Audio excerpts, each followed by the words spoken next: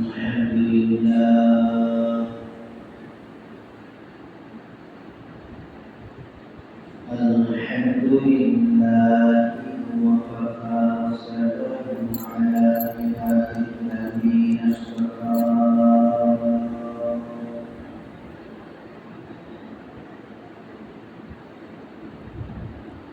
أما بعد فأعوذ بالله من الشيطان الرجيم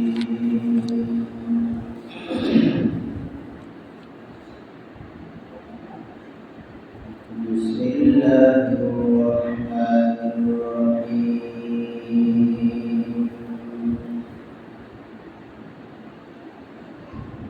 قل يا عبادي الذين أسرفوا على أنفسهم لا تقنطوا من رحمة الله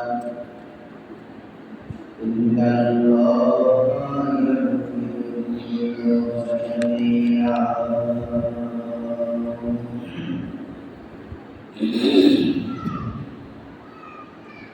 صدق الله العظيم وصدق رسوله النبي الكريم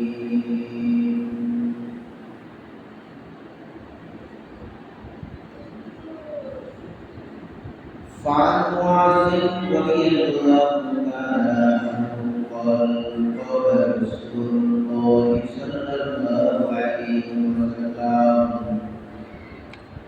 في 10 كلمات قال لا تشرك بالله شيئا وإن قتلت وطرقت ولا تؤخرن والديك وإن أمرك أن تخرج من أهلك ومالك أو كما قال عليه الصلاة والسلام وقال تعالى في شان حبيبه إن الله وملائكته يصلون على النبي يا أيها الذين آمنوا صلوا عليه وسلموا تسليما اللهم صل على محمد وعلى آل محمد كما صليت على إبراهيم وعلى آل إبراهيم إنك حميد مجيد اللهم بارك على محمد وعلى آل محمد كما باركت على إبراهيم وعلى آل إبراهيم إنك حميد مجيد صلى الله عليه وسلم صلى الله عليه وسلم صلى الله عليه وسلم الحمدلله আল্লাহ তাআলা দরবারে লাখো কোটি শুকরিয়া যে মহান আল্লাহ তাআলা আমাদেরকে সকলের আগে আগে মদিনা আসার এবং বসার মতো সুযোগ ও তৌফিক দান করেছেন সেই মহান আল্লাহ রাব্বুল আলামিনের দরবারে আমরা সম্মিলিতভাবে সকলে বলি আলহামদুলিল্লাহ এবং লক্ষ কোটি দুরূদ সালাম মুহাম্মদুর রাসূলুল্লাহ সাল্লাল্লাহু আলাইহি ওয়াসাল্লাম করে সকলে বলি সাল্লাল্লাহু আলাইহি ওয়াসাল্লাম সাল্লাল্লাহু আলাইহি ওয়াসাল্লাম সাল্লাল্লাহু আলাইহি ওয়াসাল্লাম সম্মানিত উপস্থিতি আজকে খুতবার আলোচ্য বিষয় কবুলের সম্পর্কে আজকে খুতবার বিষয় কবুলের সম্পর্কে ইনশাআল্লাহ তাআলা যতটুকু সম্ভব আমি বলার চেষ্টা করব। কবুলের একটা কবি সেটা কাবিল থেকে আসে। কাবিল মানে বড়, সাদেক মানে ছোট। আপনার এটা আবার কাবিল এবং সাদির হতে অনেক অনেক দেশে তারা অনেক সময় দেখা যায় যে গ্রাম্য ভাষাকে বেশি ব্যবহার করে। তাহলে কবি এবং সাদির, সাদির মানে সগীর, সগীর মানে ছোট, কাবিল মানে বড়। গুনাহ সেটার এক অর্থ হচ্ছে অন্যায়, গুনার এক অর্থ হচ্ছে অন্যায়।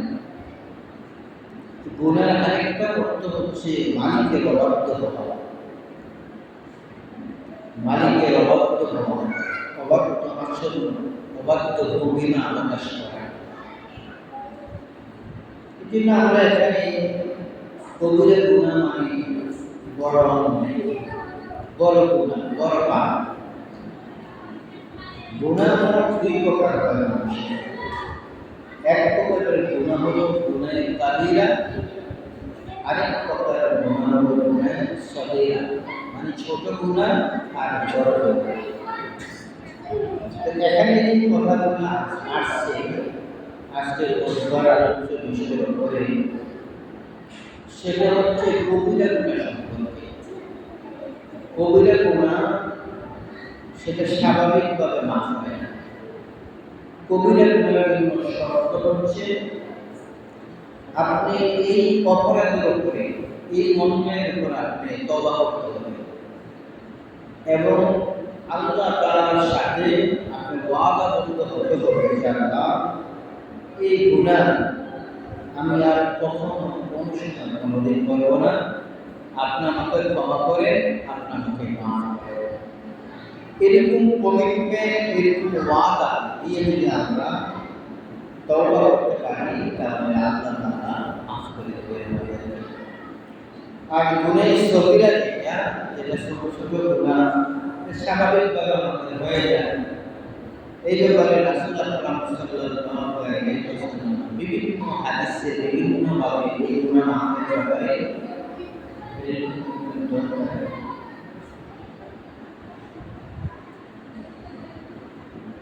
বিভিন্ন হাদিসে বিভিন্ন জায়গায় রাসূল বিভিন্নভাবে আমাদেরকে হাদিস হিসাবে আমাদেরকে বলে গেছেন যে এই ছোটখাটো গুনাহ যে আছে এগুলো দান করার দ্বারা, মানুষকে সাহায্য সহযোগিতা করার দ্বারা এই ছোটখাটো গুনাহ কি হয়ে যায়, মাফ হয়ে যায়। তবে এখানে যে কথা আমাদেরকে বলবেন সেটা হলো গুনাহ কবিরা যেটা, এইটা থেকে আমাদেরকে বাঁচা থাকতে হবে। গুনাহ কবিরা এটা কাকে বলে, এটা কত প্রকার এবং কি? এই গুনাহটা আমরা যে আমরা বড় করে যে গুনাহ করি, হাদিসের ভিতরে যারা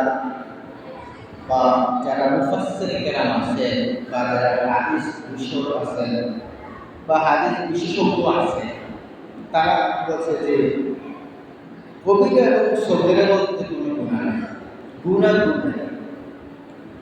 তারা আমাদেরকে এই কথাটা বলতে চাইছে কবিরা এবং সগীরা না বলে যে কবিরা সাগীরা বলতে কিছু নাই, গুনাহ গুনাহ। তারা আমাদেরকে বলতেছে বোঝার শেষে কথা বলা যে মুসলমান গুনাহ সগীরা কি তার কবিরা কি, সে তো গুনাহ করতেই পারে, সে তো গুনাহ করতেই পারে না, আমার তার সগীরা কি তার কবিরা কি, এরকম একটা অভিমত যারা হাদিস বিশেষজ্ঞ, বিশরক, যা পণ্ডিত্য অর্জন করছে তারা হাদিসের উপরে, যারা গবেষণা করছেন, রিসার্চ করছেন, তাদের একটা অভিমত। আরেকটা অভিমত সাহাবীদের ভিতরে বা মুফাসসিরদের ভিতরে আরেকটা বলছে যে না, গুনাহ কবিরা এরকম বড় বড় গুনাহ হলো সাতটা গুনার ব্যাপারে আমাদেরকে রাসূল আকরাম সাল্লাল্লাহু আলাইহি ওয়াসাল্লাম নসিহত করছেন যে তোমরা কখনো কোনো সময় কোনোদিন এই সাতটা গুনাহ তোমরা কখনো করবে না। আবার কোন কোন হাদিস বিশরক বা মুফাসসির কেরাম তারা বলছে যে কবিরা গুনার সংখ্যা মোট 70টা। 70টা গুনাহ কবিরা গুনাহ। আমাদের এখানে হযরত মুআয ইবনে জাবাল রাদিয়াল্লাহু তাআলা যে হাদিসটা এখানে রিওয়ায়াত করেছেন, এই হাদিসের ভিতরে রাসূল আকরাম সাল্লাল্লাহু আলাইহি ওয়াসাল্লাম তিনাকে 10টি বিষয়ের উপর উপদেশ দিয়েছেন যে মুআয, জীবনে কোন সময় কোন কারণে কোন জায়গায় তুমি এই 10টা গুনাহ এই 10টা কাজ তুমি করবে না। এটা আপনাদের কোরআন ইনশাআল্লাহ বলবে। তবে কেউ কেউ বলছেন যে কবিরা গুনাহ 70টা, এদের একটা সিরিয়াল, একটা ভলিউম, একটা সিরিয়াল দিয়া কিতাবের ভিতরে কিতাব আকারে লিপিবদ্ধ করছে। গুনাহ কবিরা যে আপনার যে বিষয়গুলা, তো সেখানে গুনাহ কবিরার প্রথম অংশ আছে যে শিরক করা। এটা হলো কবিরা, এটা বড় গুনাহ। মানুষের জীবনে কিছু কিছু কাজ আছে, কিছু কিছু কথা আছে যেগুলো মুরব্বীদের সাথে মাপ চাইলে, ক্ষমা চাইলে এগুলো মুরব্বীরা কি করেন? মাফ করে দেন, ক্ষমা করে দেন। আবার মানুষের ভিতরে এমন কতগুলো অন্যায় আছে যেগুলা স্বাভাবিকভাবে পিতা মাতা বলেন, মুরব্বী বলেন, তারা মাফ করতে চায় না। বিশেষ কোনো দুঃখ বেদনা কষ্ট যখন কোনো মুরব্বীর মনে বা পিতা মাতার মনে দেয়, সন্তান ফরক করে ক্ষমা চাইলেও মাফ করে, তবে সেটা একটু সময় নেয়, একটু সময় নিয়ে সেটা মাফ করে। এরকম ভাবে কবিরা গুনাহ হলো এরকম যে আপনি কবিরা গুনার সর্বোচ্চ বড় যে গুনাহটা, 70টা গুনার মধ্যে সর্বনম্বর 1 নম্বর যে গুনাহটা আছে, যেটা শিরক করা, লা তুশরিকু বিল্লাহি শাইআ। রাসূল আকরাম সাল্লাল্লাহু আলাইহি ওয়াসাল্লাম বলেন যে শিরক হলো একজন মুমিন, মুসলমান মুমিন এবং মুমিনের জন্য সবচেয়ে বড় গুনাহ, যে গুনাহটা আল্লাহ তাআলা কখনো মাফ করবে না, কখনো ক্ষমা করবে না। হাদিসের ভিতরে আছে যে লা তুশরিকু বিল্লাহি শাইআ, যে তুমি কখনো কোন সময় কোন জায়গায় কোনদিন তুমি মহান আল্লাহ রাব্বুল আলামিনের সাথে শিরক করবে না। শিরক কি? শিরকটা দুই প্রকার। একটা শিরক হলো শিরকে আকবর, একটা শিরক হলো শিরকে আসগর। একটা বড় শিরক, একটা ছোট শিরক। আরেক প্রকারের শিরক হচ্ছে যেটা আকীদাগত শিরক, তার বিশ্বাসের ভিতরে শিরক আছে। আরেক প্রকারের শিরক হলো আমলগত শিরক। আমলটার ভিতরে কিছু রিয়া আছে, কিছু অহংকার আছে, মানুষকে দেখানোর জন্য কিছু কাজ আছে, এটা হলো আমলগত শিরক। আরেকটা হলো তার আকীদাগত, বিশ্বাসগত, সে বিশ্বাসটা করতেছে শিরকের পন্থা, শিরকের ভাব। যেমন কোনো মানুষ ইবাদত করে, বন্দেগী করে, চন্দ্রের বন্দেগী করে, সূর্যের ইবাদত করে, বা আপনার এই বড় বড় যে বট গাছ, আম গাছ, জাম গাছ, এগুলোর পূজা করে। অনেক মানুষ আমাদের এই পৃথিবীতে আছে। তো রাসূল আকরাম সাল্লাল্লাহু আলাইহি ওয়াসাল্লাম বলেন, এই যে সে শিরকটা করল, এটা কিন্তু সে মনে করতেছে যে এই চন্দ্রের পূজাটা করলেই আমি ক্ষমা পাবো, এই সূর্যের পূজাটা করলেই আমি জান্নাতে যাব। এরকম আকীদা, বিশ্বাস, আকীদা বলে বিশ্বাস, এরকম ধারণা নিয়ে সে ইবাদত করে। যেমন রাসূল সাল্লাল্লাহু আলাইহি ওয়াসাল্লামের যুগে তারা বিভিন্ন মূর্তির পূজা করত। তাদেরকে যখন জিজ্ঞেস করতো, তোমরা আল্লাহ রাব্বুল আলামিনের ইবাদত করতে না করে তোমরা মূর্তির পূজা কেন করো? তখন তারা বলতো যে আমরা মূর্তির পূজা এই জন্য করি যে কিয়ামতের ময়দানে, হাসরের ময়দানে এই মূর্তিটা আমার জন্য সাহায্যকারী হবে, সুপারিশকারী হবে, সে আমাকে সুপারিশ করে জান্নাতে নিয়ে যাবে। এটা হলো তার আকীদাগত ধারণা। তার বিশ্বাস যে আমি এই চন্দ্রের পূজা করব, এই আবাদতটা একমাত্র আবাদতটা এই সূর্যের প্রাপ্য, এই চন্দ্রের প্রাপ্য। এরকম ধ্যান ধারণা নিয়ে যারা আবাদত বন্দেগী করে তাদের আবাদত তো কবুল হবেই না এবং তাদেরকে আল্লাহ তাআলা ক্ষমাও করবেন না। আমরা অনেক সময় পীরের দরবারে যাই বা যার হাতে আমরা বয়ান করি তার কাছে যাই, গিয়া তাদের পায়ে আমরা আমাদের মাথা তাদের পায়ে দেয়, বা তাদের যে কবর আছে সেই কবরের সিঁড়ির মাঝে আমরা এই আমাদের কপাল, এটাও এক প্রকারের শিরক। এটা আমলগত শিরক, আকীদাগত। এটা আমলগত শিরক, আকীদাগত। সে মাজারের পূজা করে। আপনারা জানেন সবাই আমাদের এই অঙ্গ প্রত্যঙ্গের ভিতরে যা কিছু আছে, হাত বলি, পা বলি, কান বলি, মুখ বলি, দাঁত, নাক, চোখ যা আছে সব কিছু কিন্তু আমার ব্যক্তিগত ব্যবহারের জন্য আমরা গলা বানাইছি। এই যে পাও দিয়ে আমরা হাঁটি, ব্যক্তিগত কাজ করি, হাত দিয়ে ধরি, আমরা ব্যক্তিগত কাজ করি, মাথা দিয়ে চিন্তা চেতনা করে কামার ভিতরে কিভাবে বেশি করা যাবে, বিল্ডিংটা কিভাবে কি করা যাবে এই চিন্তা করি আমরা। শুধু আমরা না, আমি সবাই করি। জিহ্বা দিয়া বিভিন্ন খাবার স্বাদ গ্রহণ করি। খাবারটাকে তিতা না মিঠা, এটা কি চুকা না মিষ্টি, এটা কি ডান্ডা তরকারি না ভালো তরকারি, নুন কম হচ্ছে না লবণ কম, লবণ না হলদি কম, হলদি কম না মরিচ কম, এটা আমার জিহ্বা আমাকে বোঝায়, স্বাদ সে বোঝায়। দাঁত সেটা আমার ব্যক্তিগত কাজে ব্যবহার করে, দাঁত দিয়ে আমি চিবিয়ে চিবিয়ে সমস্ত খাবারগুলো আমি খাই। এতে কদিন আগে কুরবানির মৌসুম গেল, কুরবানি গেল, দাঁত দিয়ে আমরা একের সংস্কৃতি ধরে বস্তু খাবাই গেছে, যারা আমরা এখানে আছি বলে দাঁত দিয়ে শক্ত খাবারগুলো এগুলাকে ব্যবহার করে আমার ব্যক্তিগত কাজে। কিন্তু আপনি দেখেন আমাদের চোখের উপরে এবং কপালের চুলের নিচে যে খালি জায়গাটা আছে, কেউ স্যারেঙ্গুল আছে কপাল, কেউ সয়াঙ্গুল, কেউ রাষ্ট্রাঙ্গুল পর্যন্ত কপাল আছে। এরকম এই কপালটা দিয়ে আমি দুনিয়ার কোনো কাজ আপনি করতে পারবেন না। এই কপাল দিয়ে দুনিয়ার কোনো কাজ, আপনি ব্যক্তির জন্য কোনো কাজ এই কপাল দিয়ে আপনি করতে পারবেন না। বাকি সব দিয়ে আপনি কাজ করতে পারবেন, যেটা আমি একটু আপনাদেরকে বললাম।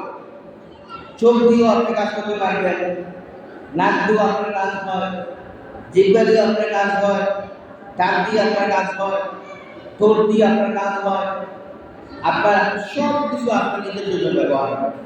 কিন্তু মহান আল্লাহ রাব্বুল আলামিন এই যে কপাল নামক যে হাড্ডিটা আমাদের এখানে রাখছে, এটা শুধুমাত্র কেবলমাত্র একমাত্র মহান আল্লাহ রাব্বুল আলামিনের কুদরতি পায়ে সেজদা দেওয়ার জন্য বানাইছে, তাছাড়া অন্য কোনো কাজের জন্য এই কপাল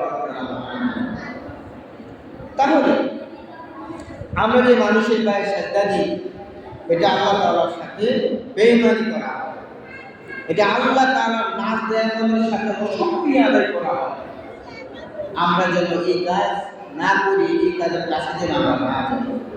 আমার কিছু কিছু হুজুরের এরকম আছে, পীর এরকম আছে, এদের বিভিন্ন বাহানা দিয়া বিভিন্ন হাদিসের কিছু টুকটাক কিছু কথা লাগিয়া এটাকে জায়েজ করার জন্য আবার যারা নিষেধ করে তাকে আবার গালাগালিও করে যে এরা বুঝে না কত খুশি কাজে করে। আরে ভাই, কত খুশি মানে কি? ইসলামের মাথা নত করার কোনো বিষয় নাই। আপনি সালাম দিবেন, আসসালামু আলাইকুম ওয়া রাহমাতুল্লাহি ওয়া বারাকাতুহু। এই সালাম মানে আপনি আপনার কপাল নিয়ে তার পায়ের মাঝে লাগাবেন, পায়ের আঙ্গুলে লাগাবেন, এটা বোঝা গেছে, এটা শরীরে যায়। আমাদের এই দেশে, এই বাংলাদেশে এমন পীর আছে যে পীরের গোসলের পানি তার মুড়িদানটা গ্লাসে নিয়ে চার মতো সর্বদের মতো পান করে। আমাদের দেশে এরকম পীরও আছে, এরকম মুড়িদান আছে। আপনারা বলতে পারবেন আপনারা আমার থেকে অনেক বয়স, মুড়িটি অনেক কাছে রাখেন।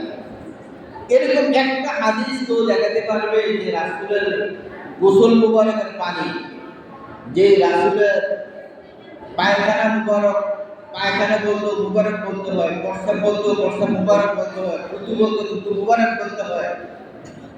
ওই নবী গোসলের পানি কোনো সাহাবী খাইছে, এরকম কোনো মজিদ কোনো হাদিসের ভিতরে কোনো মুফাসসির কোনো ওয়াইজিয়ান কেরাম পাঠাতে পারবে না, দেখতে পারবে। তো আমার ভাইয়েরা, এই সমস্ত শিরক থেকে আমরা নিজেকে বাঁচিয়ে রাখার চেষ্টা করি। যে ব্যক্তি শিরক করবে তার ব্যাপারে আল্লাহ তাআলা বলেছেন কি, যে তার প্রতি আল্লাহ তাআলা খুবই রাগান্বিত অবস্থায় রাখবেন, গোসা করবেন। তাকে আল্লাহ তাআলা যাক্কিহিম, তাকে আল্লাহ তাআলা পবিত্র করবেন না, এই অপবিত্র অবস্থায় তাকে জাহান্নামের ভিতরে নিক্ষেপ করবেন। কারণ গুনাহের ভিতরে সবচেয়ে বড় গুনাহ হলো শিরক গুনাহ। আল্লাহ তাআলার সাথে কাউকে অংশীদারিত্ব স্থাপন করা। আপনি যেটা মানবেন না, আমি তো মানব না। এখানে আমাকে রেখে আমার মতো একজন লোক এখানে বসা দিয়ে আমাকে বসে বসে রাখবে, আমি তো মানব না, এটা সহ্য হবে না। এই জন্য আল্লাহ তাআলা বলেন, তোমরা আমি রব্বুল আলামিনের সাথে কাউকে অংশীদারিত্ব স্থাপন করবে না। এটা নিষেধ, এটা গর্হিত অপরাধ, করা যাবে না। যে ব্যক্তি শিরকের গুনাহ করবে তাকে জান্নাত আল্লাহ দিবেন না, এই জন্যে শিরক করার দ্বারা তার শরীরটা নাপাক হয়ে গেছে, নাপাকে রূপান্তরিত হয়েছে। আর আল্লাহ তাআলা যত কিছু বানিয়েছেন সবচেয়ে পাক এবং পবিত্র জিনিস হলেন জান্নাত। এই অপবিত্র জিনিস এই পবিত্র জায়গায় রাখা যায় না। এটা একটা বাংলাকে উদাহরণ দিতে পারেন আপনারা। আপনারা যদি দুধ কিনেন, মধু কিনেন, এই মধু আপনি যে কোনো পাত্রে রাখতে পারবেন না, রাখবেন না। বা এই আপনার দুধটা যে কোনো পাত্রে রাখা যায় না। দুধ রাখার মতো একটা নির্ধারিত একটা জায়গা আছে, যে জায়গাটা দুধটাকে অনেকক্ষণ ধরে পবিত্র পরিষ্কার পরিচ্ছন্ন রাখে। মহান আল্লাহ রব্বুল আলামিন বোঝাচ্ছেন যে আমাদের মধ্যে অনেকে শিরক করার কারণে আমাদের আপাতত যদি মানুষের মতো দেখা যায়, কিন্তু ভিতরে একটা জানোয়ারের রূপান্তরিত হয়ে গেছে। শরীরের রক্ত মাংস সব নষ্ট হয়ে পরিষ্কার শেষ হয়ে গেছে। এই জন্য এই পচা জিনিস জান্নাতের ভিতরে রাখা যায় না। এই জন্য আল্লাহ রাব্বুল আলামিন বলেন, যারা শিরক করবে তাদেরকে কখনো আমি আমার জান্নাতের ভিতরে আমি প্রবেশ করাবো না। এখানে বলছেন ওই কুতিক্তা বা মুশরিকটা, তোমাকে যদি বেদিনী বেঈমান কাফের মুশরিকরা তোমাকে যদি হত্যাও করে, তারপরে তুমি কি বলতে পারবে না, আল্লাহর সাথে কাউকে অংশীদারিত্ব স্থাপন করতে পারবে না। অহুররিক্তা, এবং তোমাকে যদি আল্লাহ কোনো মানুষ ছুরিতে চড়ায়, তারপরে তুমি কি করতে পারবে না, আল্লাহ তাআলার সাথে কাউকে অংশীদারিত্ব স্থাপন করতে পারবে না। দ্বিতীয় নম্বর শিরক হলো মানুষকে হত্যা করা। কোনো মুসলমানকে অন্যায়ভাবে নিরীহভাবে তার উপরে জুলুম করে তাকে হত্যা করা যাবে না। তবে হ্যাঁ, তার যদি কোনো অন্যায় অপরাধ থাকে, যেই অন্যায় অপরাধী ইসলামিক দেশে, যেই দেশে শরিয়ার আইন চলে, শরিয়া আইন মোতাবেক যদি তার কোনো কতল হয়, তার যদি ফাঁসিও, সেটা ভিন্ন কথা। কিন্তু কোনো মানুষকে অনর্থক তাকে হত্যা করা যাবে না। রাসূল আকরাম সাল্লাল্লাহু আলাইহি ওয়াসাল্লাম বলেন, যদি কোনো মানুষকে হত্যা করে, যদি কোনো মুসলমানকে হত্যা করে, তাহলে কি পরিমাণ পাপ হবে? বলে ওই জমানায় যত কোটি মুসলমান পুরো পৃথিবীতে আছে, সব মুসলমানগুলো যদি হত্যা করে, যেই পরিমাণ গুনাহ হবে, একজন নিরস্ত্র একজন ভালো মুমিনকে অন্যায়ভাবে তাকে হত্যা করলে এই পরিমাণ তার গুনাহ হবে। কিন্তু আমাদের দেশে রাজনৈতিক ব্যানারে, রাজনৈতিক দলে হাজার নিরীহ মানুষ এই দেশে হত্যা করে, এই দেশে ঘর বাড়ি জ্বালানি করে অঙ্গার কইরা অহেতুক মানুষদেরকে নির্যাতন করে, নিষ্পেষিত করে তাদেরকে হত্যা করে আমাদের এই সোনার বাংলা। আপনার দল যদি কোনো মানুষকে অন্যায়ভাবে মারে, আপনি যদি প্রতিবাদ না করে, রাজনৈতিক কারণে যদি একটা ধামাচাপা দেন, দিয়ে যদি তাকে বুঝিয়ে দেন যে হ্যাঁ সমস্যা নেই, আসলে তার উপরে জুলুম করে তাকে মারছে, তাহলে আসলে বাজারে বা শরীয়তে বলতেছে যে এই দলের যত হাজার যত লক্ষ কর্মী আছে সব কর্মীরা কাল কিয়ামতের ময়দানে ওই অহেতুক মুসলমানকে মারার কারণে তাদের সবার শাস্তি হবে, একবারে এটু চাপ সমস্ত কর্মীদের শাস্তি হবে। হ্যাঁ, আপনি দল করেন, আমিও তো করি, আমি নিজেকে আমি দল করি। আমার দল আপনার দল যদি কোনো অন্যায় কাজ করে, কোনো মানুষকে অন্যায়ভাবে হত্যা করে, তাহলে আপনার জায়গা থেকে সেটা তাকে না বলে যেন দল করে ভালো, কিন্তু আমি এই অন্যায়ের পক্ষে আমি না, আমি অন্যায় কাজের সাথে সমর্থন দিতে পারি। অতীত এরকম হয়েছে, বর্তমানেও রানী চলতে আছে, বর্তমানেও চলতে আছে। এই জন্য আমার ভাইয়েরা যারা দল করেন, কিন্তু কোনো অন্যায়কে আপনার জায়গা থেকে আপনি প্রশ্রয় না দেওয়াই আপনার জন্য ভালো। রাসূল আকরাম সাল্লাল্লাহু আলাইহি ওয়াসাল্লাম বলেন যে কোনো মুসলমান একে অপরকে মারার জন্য যদি তরবারি নিয়ে বাইর হয়, রাসূল আকরাম সাল্লাল্লাহু আলাইহি ওয়াসাল্লাম বলেন উভয়জন সব দুজন জাহান্নামী। যে তরবারি নিয়ে এক ভাই আরেক ভাইকে হত্যা করার জন্য গেছে, মারার জন্য, এই উভয় দল জাহান্নামী। সাহাবায়ে কেরাম রাসূল আকরাম সাল্লাল্লাহু আলাইহি ওয়াসাল্লামকে জিজ্ঞাসা করলেন, হুজুর, যে ব্যক্তিকে হত্যা করলো আর যে ব্যক্তি হত্যা হইল, যে ব্যক্তিকে হত্যা করলো সে অপরাধ করছে, সে জাহান্নামে যাবে, কিন্তু যাকে মাইরে গেছে হ্যাঁ জাহান্নামে যাবে কি? রাসূল আকরাম সাল্লাল্লাহু আলাইহি ওয়াসাল্লাম বলেন, যদি সুযোগ পাইতো ওই ব্যক্তি দুটো হারে না মারার জন্যই কিন্তু গর্তটা তৈরি হয়েছে, শক্তি সমর্থ দিয়ে না করার কারণে না আহত হয়েছে বা নিহত হয়েছে, কিন্তু যে যদি পারত সেও তাকে হত্যা করতো। তাহলে অপরাধগত দিক দিয়া দুজনের এক অপরাধ, সে পারে না বিদায় মারতে পারে নাই, আর সে পাঁচটি বিদায় তাকে মারছে। এই জন্য রাসূল বলেন একজন মুসলমান আরেকজন মুসলমানকে অন্যায়ভাবে নিরীহভাবে নিরস্ত্রভাবে হত্যা করলে রাসূল আকরাম সাল্লাল্লাহু আলাইহি ওয়াসাল্লাম বলেন তাকে ওইভাবে সে যেভাবে মারছে তাকে তোমরা ওইভাবে মারবা। শরীয়তের আইন যদি আমাদের দেশে ইসলামী আইন কানুন থাকে তাহলে এই আইন প্রয়োগ হবে। এদের পক্ষে একটা উদাহরণ আপনারা নিতে পারেন।